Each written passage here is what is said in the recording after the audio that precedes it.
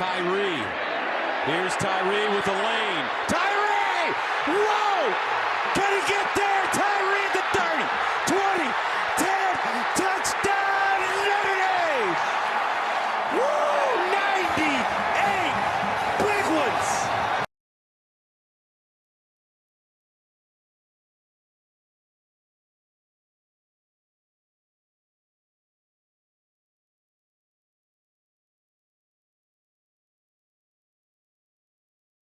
Brooks made a play. Counter. Here's the option. Brooks on the pitch. Brooks free. Brooks! Touchdown! And they come with a blitz. Instead, it's a handoff to Brooks, who breaks 2 tackles and is in the open field. Goodbye, Brooks, on his way.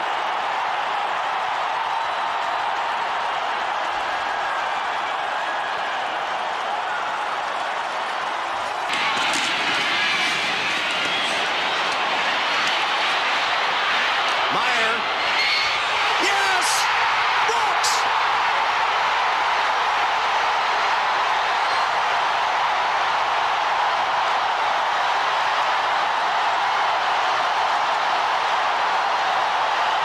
Zone defense shifted that way. As he comes back, Reggie Brooks left all alone in the right corner. How's it going, everyone? I am ND Sean 45. I'm Irish Benjamin 57. And together we are the two Irish brothers, and we have a very special episode for you today. As you guys can tell, we have a special guest joining us. He is the gentleman that you just saw in the clips leading up to this episode. So please, without further ado, please welcome the one and only former Notre Dame running back, Reggie Brooks. Reggie, thank you for joining us today on the Two Irish Brothers podcast. Thanks for having me, gentlemen. Now, Reggie, we like to start off every show with every guest that we have with the basic question, because everybody has a story to tell, and everybody has their roots grounded somewhere. So if you would start off by telling us a little bit about your background and how it was that you got involved in the sport of football. I'm originally from Tulsa, Oklahoma. I was the youngest of 6 kids, and really, I would say it was just it ran in the family. My dad was the first 4 letterman out of my high school, Booker T. Washington High School. I actually started in Pop Warner football at the Mabee Center. We were called the Frost Bulldogs at the time, and I actually started when I was 8 years old, and been playing game and just kind of fell in love with it, and just enjoyed the camaraderie and the what comes along with playing football is the team, and that was something that was important for me because it kind of helped me find my social group, if you will, growing up, and you develop those relationships that you develop on a team, and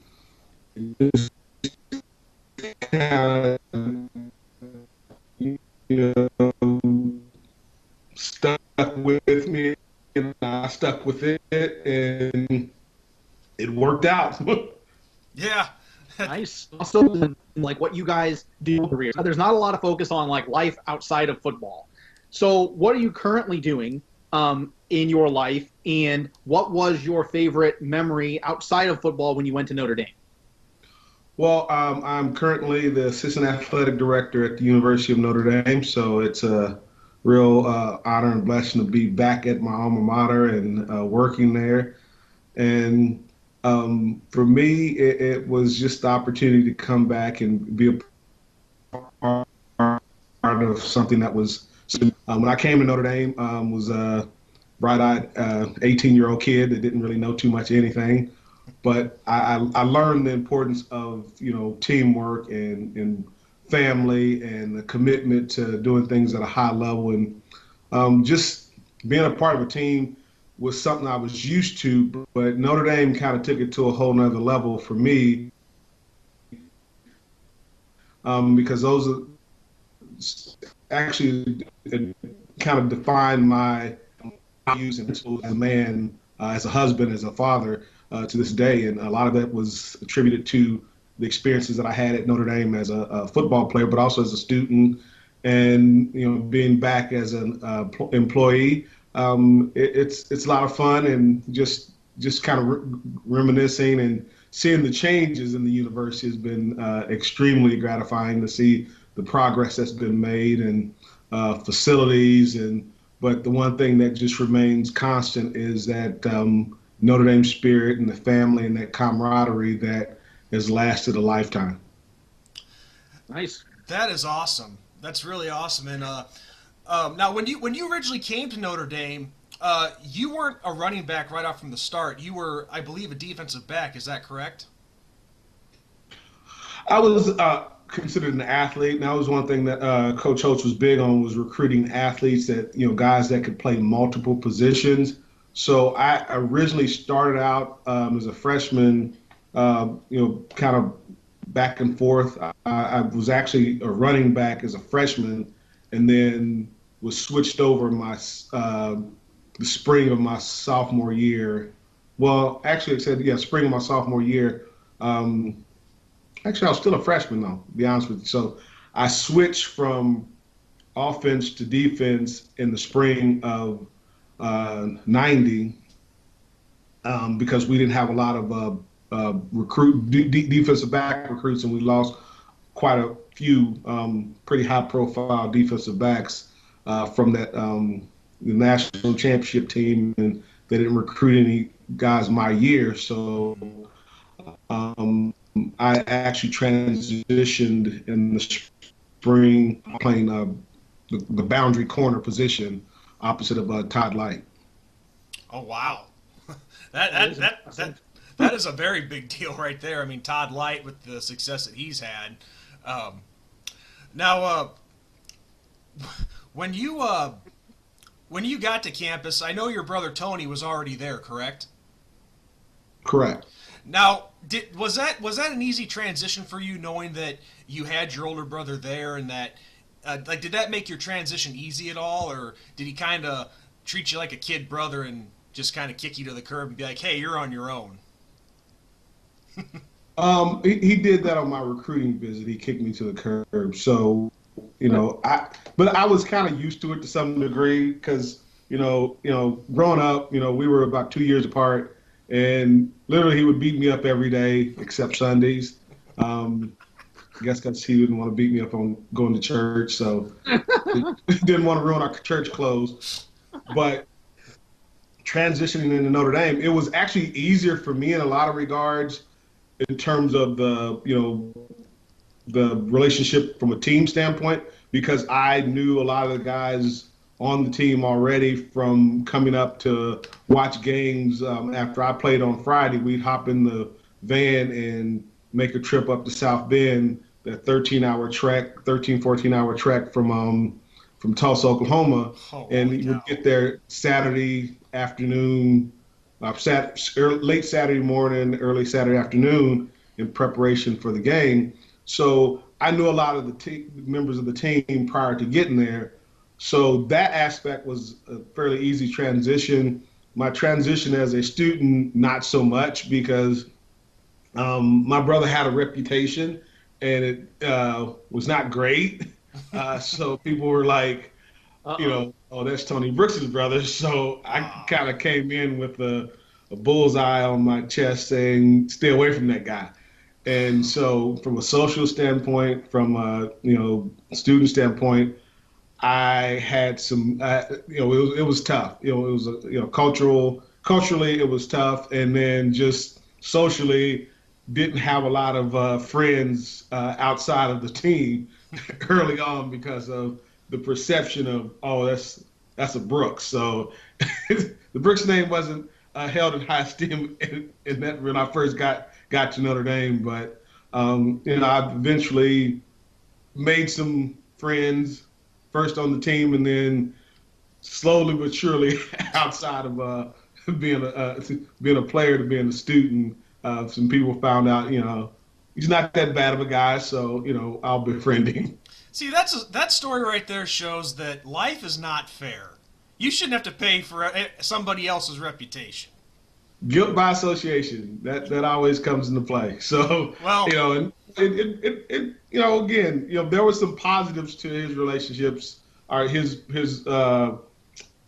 how he was perceived, because he had the gift of gab, and usually I said I could go somewhere and I didn't have to ask for a lot of stuff, because he opened up a lot of doors for me coming to Notre Dame, and just and he took care of me. My brother was always one look out for me. So yeah, people kind of shied away from me, but he didn't. He would take me under his wing. A lot of times I was his chauffeur, driving him around. But I got to see a lot of different things. Got to know a lot of different people outside of Notre Dame, because he had such a gift with people in terms of getting people to. People gravitated to it. I mean, he had a magnetic personality. And he could get people to do a lot of stuff, and I always marveled by that, because I didn't have that gift. So I kind of rode his coattails during my time at Notre Dame. Right, that makes sense. Paying your dues and earning respect. I mean, new guy. Yeah, reason he introduced me to my wife, so that's an added plus. So yeah, we're going 30 years strong. We've been together. Nice. Congratulations, dude. That is amazing. Happy for you and her and your whole family. That's awesome. Thank you. Now, Ben, I should turn the reins over to you for something. No, we've worked on this, dude. Huh? We've worked on this. I know. I had a couple of things in mind. You hit a couple of them, so I'm going through all my questions. So, you're currently the assistant athletic director. This past Saturday, we actually had football come back. There was so much, I wouldn't say skepticism. There were a lot of questions, because we're in a tumultuous time right now with COVID and this global pandemic, if you will. So how excited are you to have actually Notre Dame football back? And I know that it was in a different capacity this year than normal. There wasn't the walk. We had people socially distanced in the stadium, all that. But how exciting is it to actually have it back? Oh, it was great. I mean, I was actually a little, like some of the players in the team, I was pleasantly surprised about the number of fans in the stands. I really did. Because it was not the best weather day either. No. Yeah. So I didn't expect to see that many people in the stands. So that was something that was good to see. And the energy, particularly from the students, really, because again, as a player, you definitely, gain some energy and some hype around having your fans there, and to see the student body come out and be so passionate. Band, that was something great to see. But I mean, it was very, very weird to come into campus on Saturday, and the parking lots there's nobody there, no tailgating, not a lot of people walking around. And it was surreal to see that, because it's like, again, there was some skepticism about were we going to play football. That is true. And I'll be honest with you, I was one of those is like, I'm not going to get hyped up. I'm not going to get too excited until it happens. So I've been, kind of playing it off. And then, Tuesday rolls around and I'm like, okay, this might happen. Wednesday comes and you start to get a little more excited. And, by the time Saturday rolled around and actually see guys, out there warming up and see Duke, well, it really became evident when Duke's equipment truck came in on Friday. When I saw the equipment, I was like, okay, this is happening. This is legit going to be a game on tomorrow. So it was exciting, and guys didn't play exceptionally well. But man, it meant so much to just have a game, and yes. The little things you tend to, kind of like, oh my gosh, especially with all the stuff that, like I said, Ben, was going on. It's like this, see a game, see these young men out there having fun, playing the game, and it kind of rekindles some of the love that you have for the game. So it definitely did that for me and several other former players that we were able to connect with during the course of the game. Right. Well, and it's definitely a testament to what you and Jack Swarbrook and all the people that work, with athletics do, because, we see as fans, you see the end product of all of the behind the scenes work that go into one event, two event, three events. Because I work in that realm to a degree, and you see the end result, and it's a 4-hour game and whatever, but you don't see all the preparation, all the meetings and all the little details that you and the rest of that staff do. And you guys are the reason that we had and we have a current Notre Dame football season in this pandemic. And I'm a small sliver of that, in what you just said. I can rattle off a number of names, leading up to this in the actual game. And you are so right, Ben. The number of meetings I've been in, even before the season commenced. This is work that was being done back in the spring. The conversations of preparation.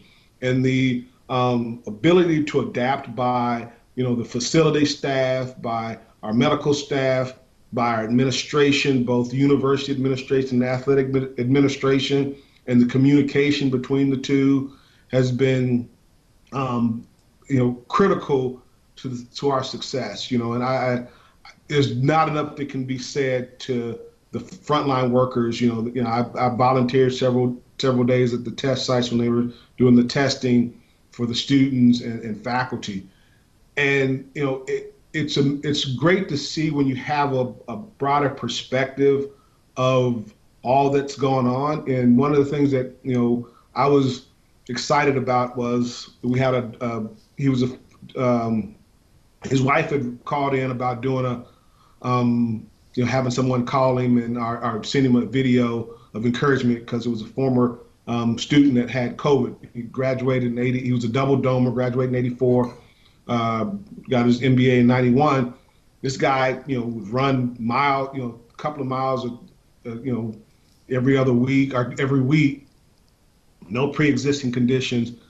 So, and it really, how it buoyed his, because he was on a ventilator, and, he was, at death's door, but he recovered, and, and he was just like so grateful, like you said, to see Notre Dame football, and to, you have no idea a lot of times what that does. It's a game. Let's understand that first and foremost. Right. It is a game, but it provides an outlet for so many. And again, this pandemic is real. And to hear firsthand and actually talk to this individual firsthand was a sobering testament to, okay, the time that it took and the effort that it took for us to be able to play that game against Duke safely. And it gave credence to why we social distance, why we wore masks, why we put all these protocols in place prior to that game and leading up to it. And it was not to play the game, but to show, hey, this can be done in a way that cares for the individual, because we see fans as fans, but fans are people. They're human beings, and they are a part of who we are, and they need to be valued. Yeah, absolutely. And it just goes to show, like you said, it is a game. It's not, the game itself is not a life or death situation, but when you're able to provide something that, millions of people love, especially this gentleman who is sick, being able to make him happy and give him something that he loves so much along with everybody else, that is a wonderful thing. And like Ben said, Reggie, you guys are really the unsung heroes that I don't think get enough credit for what you guys do in making this happen, making, what we thought was just a dream back in the spring and summer, you making it a reality and actually happening. Thank you. Thank you. I couldn't agree more. And again, there's, I give props to our athletic leadership and Jack Swarbrick. Again, we took a financial hit, but it really solidified for me why I chose to come back to work at Notre Dame, because it wasn't about the money. It was about, again, providing opportunity. Because, again, these guys wanted to play. And it's not just our football team that played. I mean, our soccer team played. Right. Volleyball is playing. I mean, cross country, we have a meet next week. So it's not just the football players playing, it's the other student athletes having that opportunity to compete and compete safely and do something they genuinely care about and do it and represent the university that they love so much. Yeah, it's like we can fight back against this. We're not giving up. It can be done. So yeah, and it was. That's why they call us the Fighting Irish. So that Fighting Irish name, it has a lot of truth to it for sure, indeed. Yeah. But yeah, Reggie, just backtracking a little bit. Something else I wanted to ask you about, because everybody has a different experience in regards to this. But back in your playing days, what was it like playing for Lou Holtz? I mean, what was he like as a coach, and what was he like as a man on the field, off the field, anywhere where you were able to see him? He was very intense, and he had a very short fuse, so he could go 0 to 100 in the blink of an eye, and it was like practices were so intense that getting to a game was your relief, because we practiced very physical. He was very demanding and always looking for perfection in practice. So, I mean, our practices were so mentally and physically grinding that if you didn't have a strong fortitude of spirit and will, it would break you. I mean, because some guys have said, hey, I can't do it. And you decide to leave the program. And it set a tone and a tempo and a tenor for the guys that continue to compete, is that, hey, we have to play and practice at a high level every single day. And so, like you said, all the things that go into the preparation for the game started in practice. It started during the week, and it incorporated the team, the coaches, and the student managers. A lot of people forget about them, but they have to go and set up for each drill, and they're running back and forth, and just the effort that they have to put in. Back in the day when they used to paint the helmets at the wee hours in the morning to get ready for the game the next day. It's a lot that goes into it, and he was very particular, very oriented to doing things a certain way. I remember, we would do this. He would have the spiel before every game of how we win, and it talked about togetherness. It talked about the 7 areas, no turnovers, no penalties, no mental errors, and it was all focused on doing the little things the right way every day, not just on Saturdays, not just when the lights are on, but every day. And it spilled over into your, personal life, and, how you kind of established who you were, of do the right thing, be someone that people trust, be committed to doing things at a high level and doing them not for yourself and for the betterment of just yourself, but something that will impact the greater good. And when you're playing on a team, the greater good is a win for the team. As you go into life, hey, leading your children to do things, teaching them the right way, being faithful to your wife and loving your family, and being there for them, and not just, okay, how does this make me feel better or be better for myself? No, it's getting outside of yourself and doing for others. And that was something that was pretty paramount in how he coached and how demanding he was in regard to those things. But, it all started and stopped with, do what's right. And you do that, a lot of the other stuff will fall into place. But he was hard, though. He was not an easy coach to play under, and he was not an easy coach to.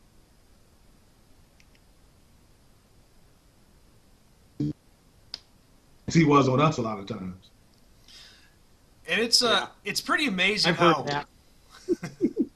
Yeah, everybody's had pretty similar stories about Colt Schultz and just how tough he was, and it's amazing. As short as he was, boy, was he a firecracker, and he could just scare the crap out of you.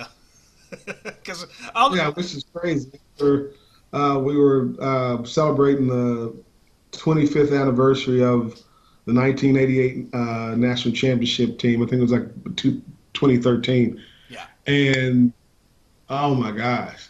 So we had it was a weekend, home game weekend, and guys were getting together. And this is 25 years later, and you see guys when he comes in the room, they're with their wives and girlfriends, significant others, and guys just straighten up and get all rigid and put their drinks to the side, and it's just and I got to admit, I did it too, because again, I don't know what it is about that little man that just. You're thinking he's still in charge. Guys, hey, straight. So again, he'll always be Coach Holtz, and again, I always have a love and respect for him, and that's a part of. Like I said, that's what comes from playing a sport that you love, and having those opportunities to connect with people and believe in something bigger than yourself. And he was really big on that, and that was something that we bought into as players and as teammates. Well, it's definitely a story of unity and rallying around one another to get the job done for sure. Now, Reggie, speaking of Coach Holtz, you're going to be going to work for his organization, Holtz Heroes, correct? Well, I preface it by saying I'm going to work for our organization. It's Holtz Heroes, and it's guys that played for Coach Holtz, and it's about community. Pardon me. No. Again, there's a lot of speculation. Again, I say that because. Again, Coach Holtz is a catalyst to as it relates to the organization, but he's not the end all be all. It's not just Coach Holtz. It's the guys that played for him, the camaraderie, the team that we built, and the importance of bringing that group back together, staying connected, and also being there to assist and be a blessing to not only our former players but our families. And because this is not an organization that we just want to, hey, Coach Schultz is here and the guys that played for him, well, when those guys die off, then it ends. Right. This is something we want to see move forward that impacts our children, our children's children, our communities, and sharing, again, the mantra and slogan of love, trust, and commitment, and express that and show that not only to the people that played under Coach Schultz and our teammates, but our families and our communities. You're talking about, and Ben, you kind of touched about life after football. This is a part of that. People go through hard times, they have struggles and difficulties. How can we be there for one another beyond our 4 years out of the institution, beyond the time we spent under a dynamic coach, a collegiate coach?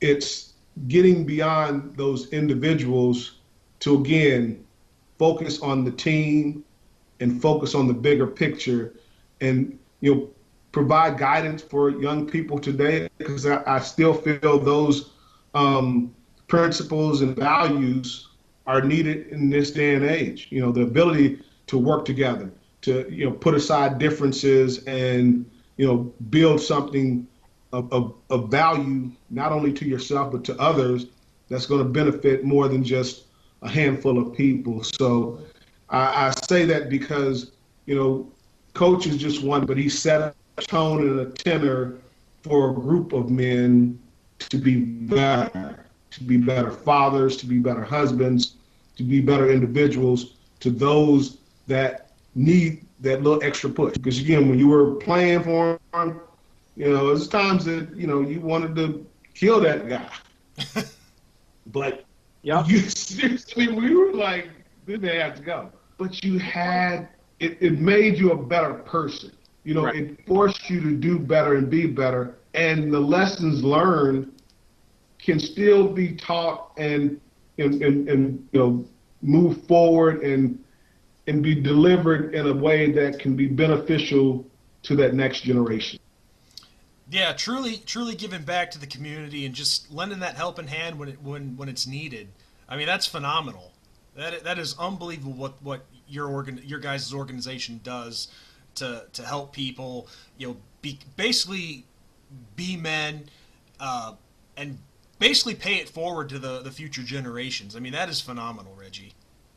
Thank you. Yeah. I mean, Notre Dame has a great sense of family and community. You see so many people that even like the bigger name people in the fan base and at the administration level and stuff, they have great relationships with just the average Joe, and there's so many people that are willing in the Notre Dame fan base, in the Notre Dame family, if you will, to go out of their way to help those in need. And I mean, there's so many things like with what you were just talking about and beyond that, with guys, we've seen like Irv Smith do stuff. We've seen Clint Johnson do stuff. We see you do stuff. There's so many people. The list goes on and on and on. I could spend hours naming off people that are doing X, Y, and Z. But at the end of the day, the family aspect of it and giving back to community is what Notre Dame is all about, and what the mantra that we preach and we believe in is.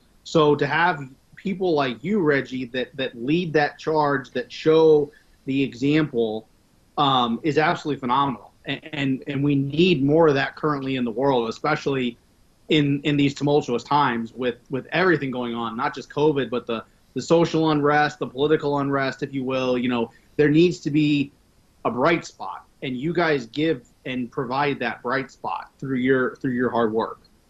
We appreciate the love, and that's kind of where we are. Because again, when you're coming to a team, you have people, and again, Notre Dame is very diverse group in terms of you have multiple guys from different areas, parts of the country, different cultural backgrounds, different perspectives, socioeconomic backgrounds, different situations. And, how do you build championship teams is predicated on how well you can build those relationships within the team. And that's something, again, we look to do with Holtz Heroes is, okay, we need to be that catalyst. We need to be that individual that can go beyond ourselves. Because, again, we had confrontations on the team, but we worked through those as individuals, but also as a team to develop a cohesive unit to go out and execute. And like I said, football to me is always the consummate team sport because it requires 11 guys to go out and execute for a play to have success. And that's where the offense, defense, our special teams, it requires guys getting outside of themselves and doing their job, but also understanding the person that they're working with to get the job done. That you don't necessarily have to agree with an individual or like a person. It's like, hey, I still value your role and how it impacts me as a member of this team. So being able to put the mess aside and say we got to go out and execute, and it's going to require us trusting each other to the level of, okay, if we're going to win, it requires us to say, hey, I got to forego a little bit of something here that I don't agree with to get to where we all are trying to go. And then it's some give and take. Well, and this might sound like a little bit of a cliche, but I actually got this from Justin Tuck when he brought one out on the field against Michigan in 2004. But it's almost like a chain. If one of those links is broken, then the whole chain is broken. You know? Yeah, you're only as strong as your weakest link, and if you have chinks in your armor, boom, it will fail. But if everybody is valued on that team and in that chain, then when there's a weakness, the other links rally around that weak link to say, hey, let's pick that individual up. Let's strengthen as iron sharpens iron. Let's strengthen each other to overcome this weakness because, hey, my weakness may come at a later date, and I'm going to need you to strengthen me. So it's a constant, it's constantly moving. And Coach Schultz would always talk about momentum's always coming your way. You're going to have things that's going to go bad, but always believe, if you keep working, stay committed, do the things the right way, that momentum's going to come back around, and will you be ready to take advantage of it when it comes back? And part of being ready is preparation. Mm-hmm. And again, doing the things the right way and knowing what do I need to get accomplished, or what are we trying to get accomplished, and where do I fit into the broader scheme of things? Absolutely. And speaking of relationships, Reggie, the first ever interview that Ben and I did on the show was with Irv Smith. And I understand that back in the day, you and him were pretty tight. You were pretty good friends. So back in the day, still are. That's my man. Right. Well, what was he like to be around back in the day? Because let me tell you something. When we had him on, and he actually reached out to us, but I don't think the word outgoing does any justice for him in his personality. So did he give you? He got a few nicknames. Did he share those with you guys? No, he didn't. So one of his nicknames is Swervin' Irv. Yeah, Swervin' Irv, and the other one is Irv Lover. So Irv was, I'm not saying he's a ladies' man, but he liked the ladies, and the ladies liked Irv because again, he knew no stranger. Irv, like I said, he was always out front. One of the hardest working guys you'll ever come across, but as personable as they come. And don't get it twisted. He has that big smile and he'll engage you and you just feel like so special. But when he stepped between the lines, he would bust your ass. Plain and simple. Plain and simple. I mean, he was tenacious. Well, just outside of football, this dude, everybody wanted to be hanging around Irv. He just had that type of personality and easy to talk to, easy to hang out with. And he was a guy that didn't matter who you were, east, west, black, white. Irv is going to be your guy. He's going to be the guy, and he's going to know where the happenings are. So if you want to know where the party is, Irv has the answers. Now we were talking off camera about this before we got started, but wasn't it Irv that introduced you to a frozen yogurt bar when you were on a strict diet? Okay, so when I was playing defensive back, that was not the most enjoyable time because I came in Notre Dame at 185. And by the time at the end of my freshman year, I was like 190. And when I moved to defensive back, the defensive back coach said I could be no heavier than 183. So needless to say, I didn't have a lot of fat content. Because they would check every year, you get your body fat percentage, and I was 6 to 7%. So not a lot of not a lot of wiggle room to drop 7 pounds that quickly. And I would get weighed every day. And it was like this it was froyo. And it was like this was when it just became a thing. Mm-hmm. And so, man, strawberry banana, that was my go-to. And yeah, Irv hooked it up. He hooked it up without a doubt. And it had to have been hard for you, when you're seeing all the linebackers and the guys on the line, they're chowing down on burgers and steaks, and I know you're. Yeah, I know you're. gotta say, You're a big barbecue guy. I know that. yeah.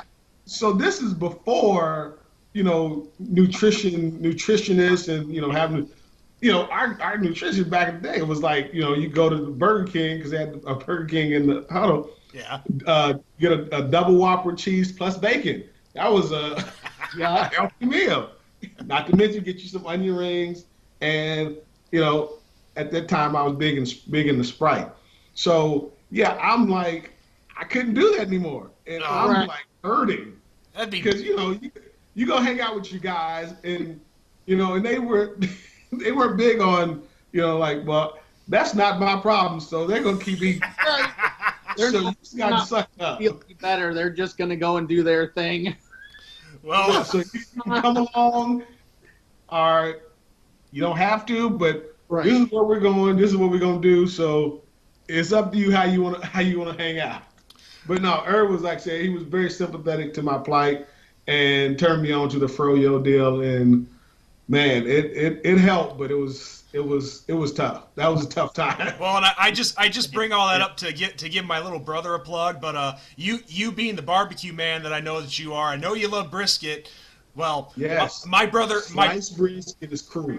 my younger brother Wyatt, he could be a pitmaster one day if he wanted to, but I don't know if he's going to go that route. But he makes a damn good brisket, Reggie. And if we ever meet in person, I'll make sure he sends a plate with me to give to you. Hey, tell him, hey, fire it up. Let's go. All right, I'll do that. I just promised him I'd give him a plug because I told him that you do like brisket and barbecue. So. Oh yeah, big fan. Oklahoma boy, I'm all for it. Darn right. But See, that's when I got to Notre Dame. That was the first I heard of like ordering. I'd never heard of a rib tip in my life. Really? No, I was like, why would I want a tip of a rib when I can just have the rib? Right. Because again, in Oklahoma, you ordered by the half slab, Right. and barbecue by the pound. Mm-hmm. And they were talking about, well, hey, let's go order a rib tip dinner. I'm like, why would I eat a rib tip? What would that do for me? Where's the rest of the rib? Go home. Did I get that? Right. So that was one of the bigger, adjustments I had to make with coming up Midwest to that whole dynamic, because I was like, if you're gonna order barbecue, you order by the pound and by the slab or half slab. That's just how it goes. Right. Oh, I learned that myself when I was down south. Like it's by the pound. It's not how many pieces. Yeah. No, like a 4-piece. I'm like, are you ordering chicken or something? Right. Right. All right, well, Ben, you're next up. I've been hogging all the questions. I honestly don't got anything else, man. We've covered all the topics we can cover, in my opinion. Well, I guess one thing I'd like to know from you, Reggie, is after yesterday's game against Duke, I mean, made history, played in and won our first ever conference game in school history. It wasn't exactly how a lot of us Irish fans expected, but a win is a win regardless. What's your thoughts on the rest of the season? Where do you see us going from here? Well, again, a lot of times they say you make your biggest, jump from game 1 to game 2. We're definitely going to have to improve offensively, and a lot of that is just rhythm. I just didn't think we had a good offensive rhythm going, and you got to understand, these guys haven't, particularly in the passing game. I think I was really impressed by the run game as it relates to Kyron Williams, and I can definitely see more of Chris Tyree getting in the mix, Jafar Armstrong. So that backfield, it looks pretty good. And he was hit and miss, and again, it wasn't all him. We said several guys, there were several drop passes, and when you have missed throws and drop passes, it really throws you out. Because again, if you get into a situation where you have to throw, throwing requires getting into a rhythm and a comfort level, but it also requires guys stepping up. And when you haven't had a lot of time together, which this receiving core and Ian haven't had, makes it tough. So I'm hoping now that they play the game together, because games are definitely different than practice. Oh, yes. Because you can have some, there's a level of adjustment within coverages, so certain routes will look different because the coverages they play too. They play football too. So that opposing team, they have scholarship kids, and so sometimes they do things a little bit differently, and how you adjust is important. And I'm not so sure our guys from a receiver's position, adjusted great. And Ian, he kind of had some adjusting to do. So I think we'll be better the next game. We dang well better be. And defensively, I think we're in a better position. As the game went on, the defense definitely got better. Oh, that's what I like that. Yes. Better fit. You saw guys getting in better positions. I really liked, again, our ability to get pressure off the edge, with Foskey, Wusu. We have guys that can get after the quarterback. I just think, again, as the game wore on, we adapted much better. And that's something I give Clark Lee a lot of credit for. He's done that in his years here. He's been very good about adapting and adjusting. So secondary-wise, I thought we were solid. I think, again, a lot of people were looking at the secondary where they kind of moved the ball in the air. A lot of that was underneath crossing routes. And again, we adjusted to that and got better about flowing with the ball. And then when they got out in the open field, we were over pursuing early on, and we adjusted to that. So defensively, I think, again, this is some good teaching tape. Offensively, we've got to find a rhythm. And that also, you got a first-year offensive coordinator, play calling, and you got to develop that comfort of what you're calling and how it flows within the game. And I think, again, we saw the capability of some, Michael Meyer. I think that kid is going to be awesome as a tight end, and for a freshman, he was impressive in terms of his adjustments. Joe Wilkins. I have no idea where he came from. I was shocked. I didn't know who he was, but he showed up and was like, okay, well, he's a gamer. I'd seen his name on the depth chart, but he hadn't really gotten a lot of reps. But that was it. I just saw his name on the depth chart. I'd never seen him really play, so that was a nice surprise. Tommy Tremble, again, he had a solid game. I think he needs to be. He had a pretty good block on. Kyron's, that short yard touchdown on 4th down. Yeah. Yep. That was a good job getting the edge and allowing him to get the edge. So our offensive line, that's a strength.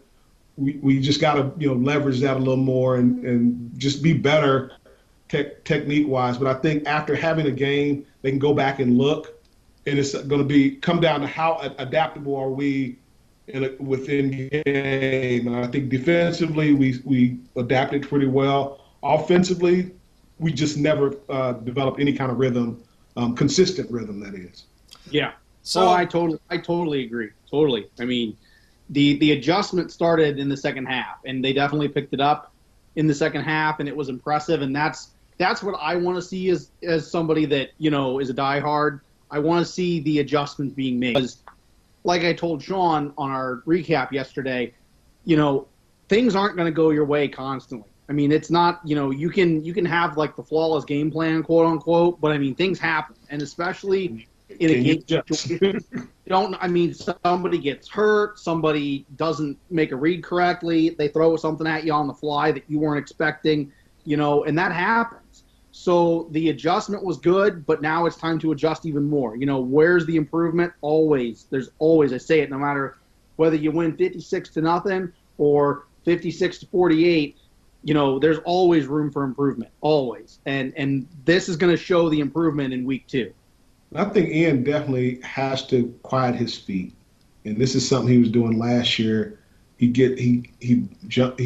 bails out the pocket a little too quick a lot of times. The touchdown he threw to Avery Davis, he stepped up in the pocket, threw the ball with confidence. He needs to be more consistent in that regard, because when he does that, he's at his best, and also I think, again, some early runs by him with the zone option or read option would be beneficial. Again, I'm of the mind, we have to maintain his health. That's paramount. But again, it's football, and Right. I think when he gets going, like I said, running, I think it really impacts his ability to throw the ball because he's when he runs, it seems to settle him for some reason.